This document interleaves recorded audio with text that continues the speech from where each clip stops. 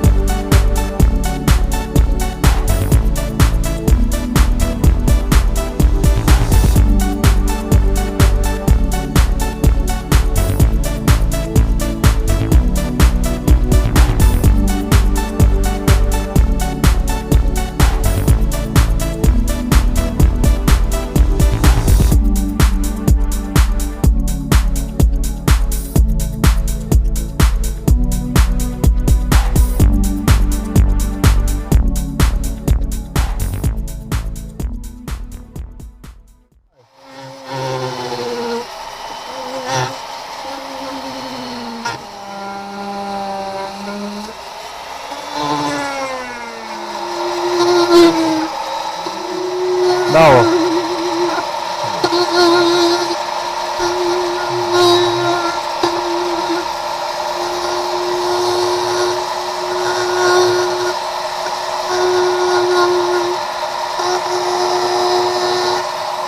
بس يسوي تصوير على كيف انت تصعد.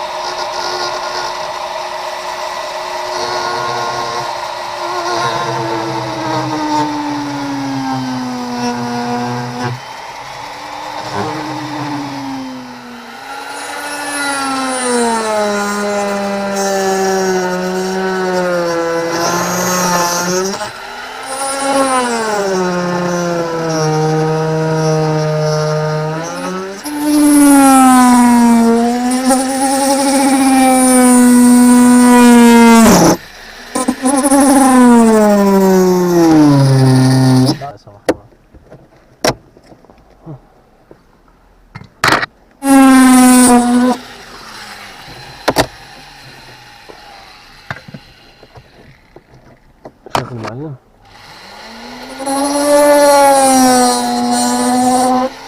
خليك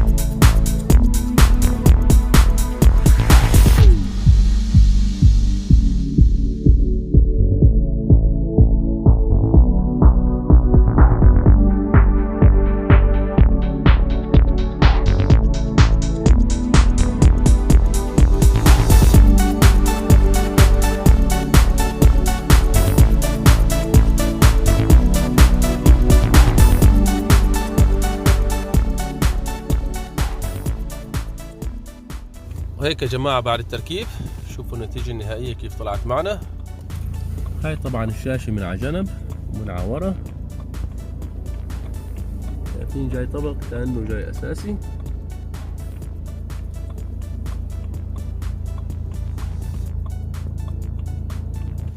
هاي طبعا الشاشة بإضافة للفارة، كله فينا نتحكم فيه عن طريق الفارة. طبعا هون عندنا الجي بي اس، نرجع على ورا على الاعدادات مثل ما شايفين بنظام كاربلاي، فينا نحط طبعا نظام الاندرويد. نرجع على باك، عندنا هون نظام الكاربلاي مثل ما شايفين مثل نظام الايفون. اعدادات الرسائل، طبعا احنا شاكين الموبايل تبعنا على الشاشه، فكل شيء موجود عندنا بالموبايل طالع هون على الشاشه. بالنسبه للموسيقى، لجهات الاتصال، الخرائط الخاص بنظام الايفون. عندنا كمان لسه هون الخرائط الخاصه بالجوجل، طبعا كله نازل اوتوماتيك. عندنا كمان نعطيه رجوع من هون، وعندنا بالإضافة إلى تطبيق الخرائط كمان هذا، يعني عندنا 3 تطبيقات خرائط على أي واحد بحبوا تشتغلوا، كله متوفر وشغال. نرجع رجوع، شوفي عندنا كمان ويس كمان تطبيق خرائط، وعندنا بالإضافة إلى اليوتيوب، وعندنا برنامج الزوم. طبعا احنا في عندنا اب ستوري وجوجل بلاي، فينا ننزل اي تطبيق احنا بدنا اياهم على الشاشة. هون النظام الاساسي تبع الراديو، موسيقى، الفيديو. نظام الاندرويد هون بنلاقيه كاميرا امامية، هون الاينشتيلونج. هون السيستم الرئيسي تبع البي ام في او البي ام دبليو، معنا كاربلاي مع الواي فاي، البلوتوث والواي فاي مرة ثانية، اليو اس بي اذا نوصل الموبايل عن طريق كابل اليو اس بي اللي ركبناه هون مثل ما شايفين. ما راح اشرح عليها كتير لانه نظامها نفس نظام المسجلات اللي بنركبها بالعادة كنظام اندرويد او هيك شيء.